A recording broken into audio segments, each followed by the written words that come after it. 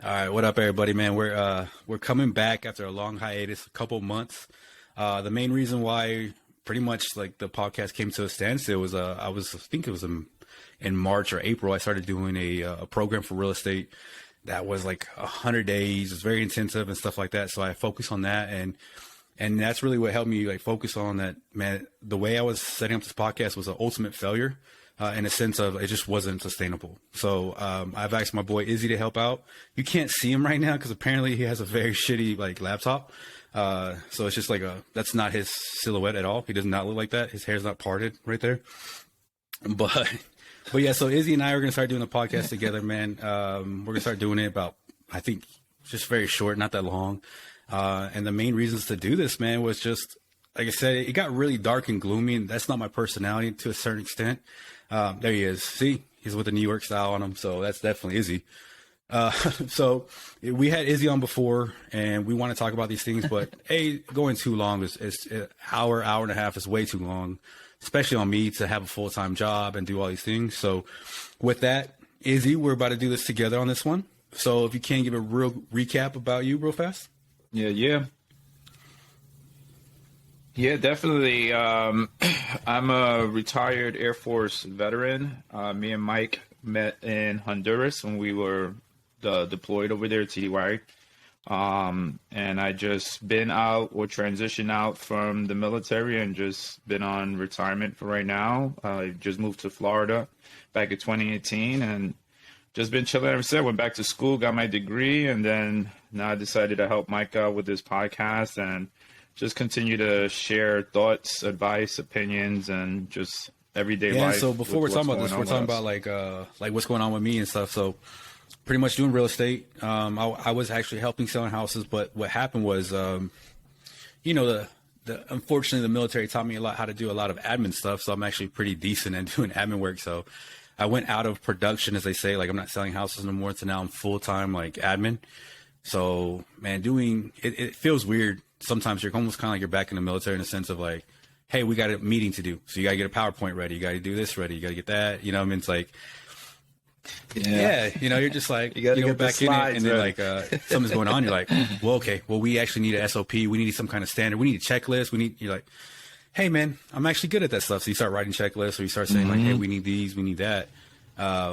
It's just wild, man. Cause it's just like, yeah, I guess $1 million of training, man. That's maybe you're a really good admin person.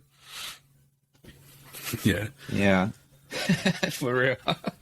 I mean, I was the same when I got out and started going back to school and I started doing the tutoring with Valencia College. I was the same way. I felt like I had students, but I felt like they were just my troops again, because not only was I just tutoring them in the courses, but we were trained to also take care of them off school. So if they have any financial problems or anything like that, and I was like, oh, I got this. I've been there and done it. I had so many troops under my belt before, so this ain't nothing new. But it felt good to be back in that environment, to get that structure. It's that crazy part, right? Like everything else. You want to be, I don't know, man. I don't know if you want to be back in a sense or like that, or you just miss feeling that way, because it's like you actually do have a sense of like a purpose in a sense. Right. I mean, but it helped you because you could multitask. Say not many people can do that, man. You give people multiple things to do at one time and they lose their minds. Where you can easily look back and be like, just breathe. I got this. You know what I'm saying? I know how to go from A to B to C without feeling overwhelmed or whatnot. And I'm grateful for some of those skills that we got after we transitioned out. You know what I'm saying? Because it did definitely, it put me on that right focus to be like, okay, I know how to handle this. I'm not going to worry about this. I've been in that situation and before. So like and so getting to this new role, and we'll be doing stuff and they'll be like, hey, we're putting a lot on your plate. Is that okay? I was like, I mean, it's cool, man. You can put 1 million things on my plate. I'm only going to be able to do a certain amount of things. So I always ask, what's the priority level on this one? They're like, it's this. Okay, cool. And I was like, people ask me something. I'm like, oh, I know about it, but that's so far behind on the list. I'm not even worried about it. Like that, we'll take care of that when we're good. And I think it's weird, because it's like you tell people like that, like just no, that's not my priority. And they're like, okay, I'm like, hey man, you can make me do. And I told them, like they were like giving me stuff to do, and I was like, I'll never tell you the word no. So if you ask me to do something, I'll never say no. But what I will tell you though is what it takes for me to get done.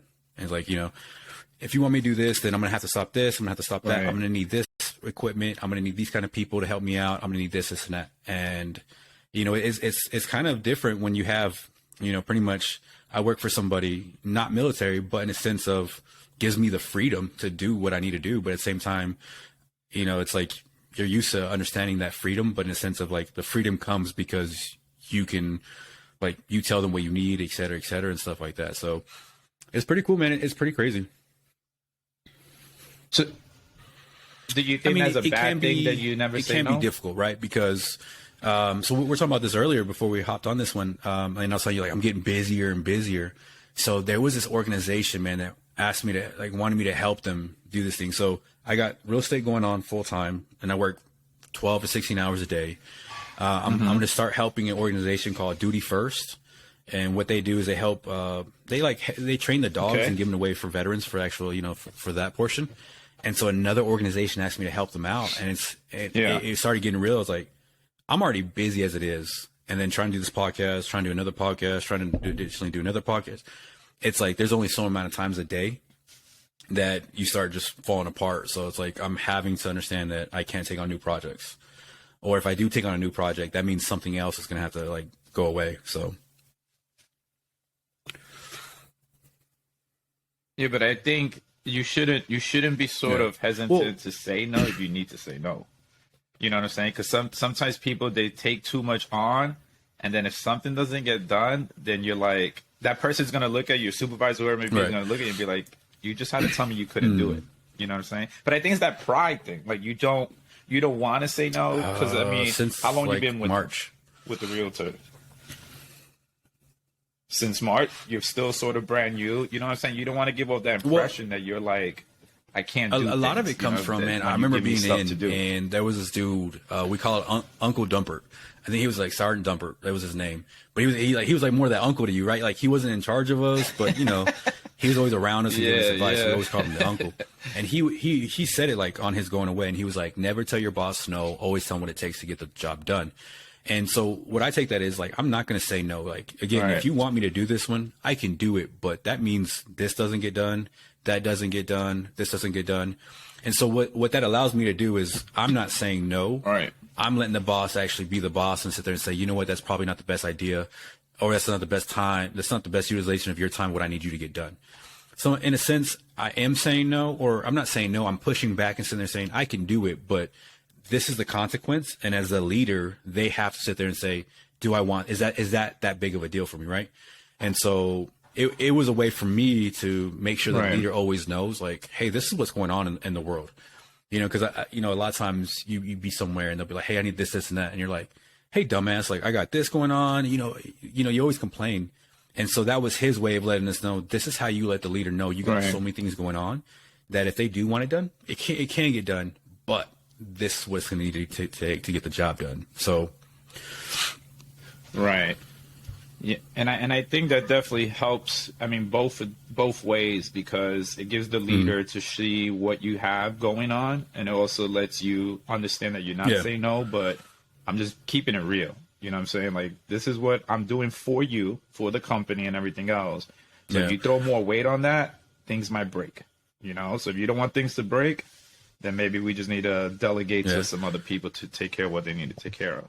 Now, is your portion of your work, is that like it's just you by yourself, or you have others that do what you can do? So it does, right? It does in a sense, because it's like, you know, sometimes when you give an idea, sometimes you give an idea knowing that idea is going to be your new workload, right? Like, hey, this would be a good way to make this better.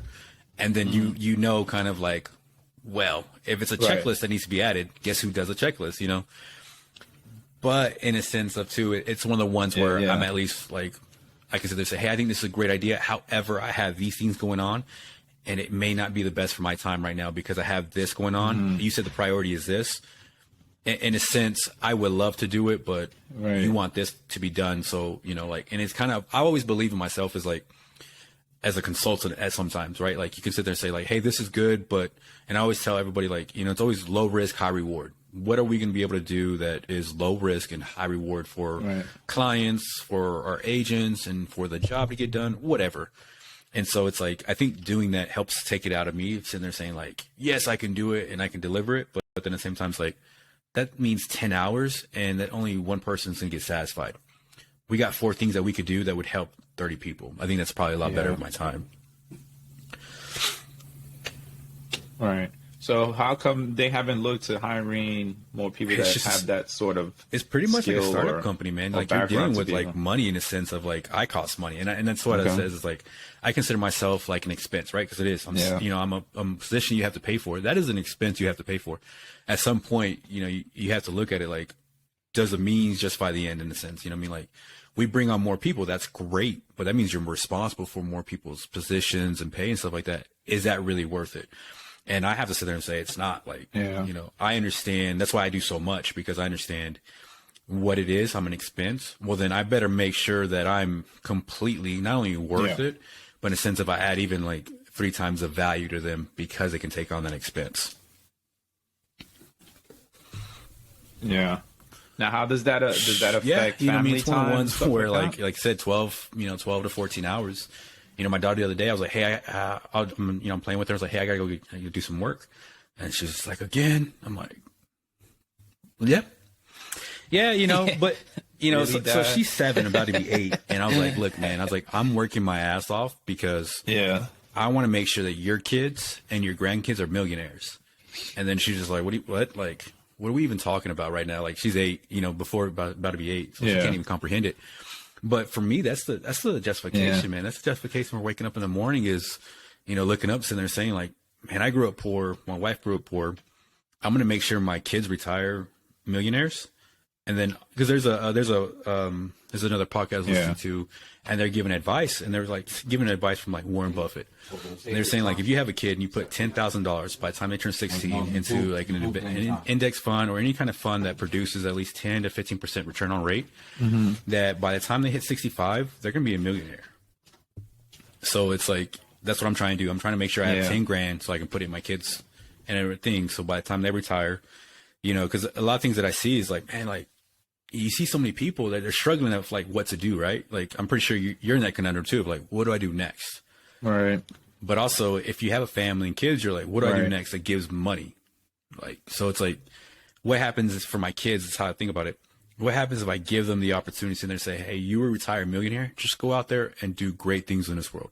Help people, do all that stuff, and don't worry about the paycheck, because when you retire, you're set. Just go out there and be a great human being. Yeah. Yeah, plus that's your motivation, like me being with no kids, single guy and everything else, I just got to focus on me, and if I'm financially stable and everything else, then I'm okay with that, but when now you start including a spouse, your children, their school, is your wife going to be working or not, other factors come into play to where now you got to start realizing like, I need to get into something that's going to be able to provide for all of this, a roof over the head, food on the table, and like you said, I've noticed that a lot of parents now that come from a background to where it was low income, the hood, the ghetto, whatever it may be, is they want to give more better life for their kids and everything else, give them the things that they didn't have. But I've also noticed that as sometimes, especially with this generation of kids, is they take that for granted. You know what I'm saying? Like oh, daddy's giving me a PS4. Daddy's giving me this. He's giving me that. And then all of a sudden it's their motivation to want to do more. They just get so complacent because daddy and mommy are going to give it to me, So I feel like it's a double-edged sword. Like, the parents' mindset is like, we want to do this for them and give them a better life. But then it's up to the kids to be like, as they get older, what can I do more with this? Versus always just depending on mom and dad. And I see that a lot with these young kids now. I see that a lot. Like, you talk to them like, oh, how's school? It's going good. What are you doing after high school? I don't know. You know what I'm saying? Because mommy and daddy are going to allow me to stay home and do whatever I want to do because they'll give it to me. And I always used to tell them, God forbid that one day comes where mommy and daddy ain't around no more. Mommy and daddy get tired of your shit because you're 30 years old. You know what I mean? Like, I was watching this clip of somebody, right? And so this clip is talking to somebody and they have a degree. And so like, I got a degree so I can make more money. And the guy's like, do you know money? And the person's like bragging, like, yeah, I know money. He goes, here's $500, make it to $5,000. And the person was like, I don't know how to do this. And he was like, right, because the only way you know how to make money is changing time. And so like, that's something too that I think about too. Like, man, I was like, by the time my daughter, instead of buying her first car, I want to buy her first property. And so they're saying, you are now a businesswoman, act away because you now have properties, so I'm trying to figure out how that is. And it sucks because, you see your kids and they want to play with you, but at the same time frame, man, like the way I look at it as a man, at least, is, and this is like how I've changed my whole character as a person, was I have 2 daughters. They're going to marry someone like me, right? Like, that's how I think about it. If I'm a dirtbag, if I treat their mom like shit, if I cheat on my wife, if I'm that person, that's who they're going to go find. You know what I mean? They may not even know I'm cheating, but just the way I act, you can tell if a man's involved with his wife, right? So I was like, I got to be a good person. I got to help people out. I got to make sure that I open the door for my wife. I'm faithful to like all these things of I am that guy, right? Because also too, like if I had a future son-in-law, like, do I want him to be a hard worker? Like, fuck yeah, I do. So I better work twice as hard, in my opinion, of like, this is what a man is, in my opinion. It could be wrong, could be right, whatever. But I think your kids look at who you are. And so it's that perspective of me, like, man, I'm tired, but my kid needs to make sure that I'm still doing it. But at the same time, because I work hard and we have money and these things, we can go and be nice to people. We can donate. We can, go to a restaurant and actually give 20% away or whatever bullshit, but you're not skimming out on things. And so it's that delicate balance.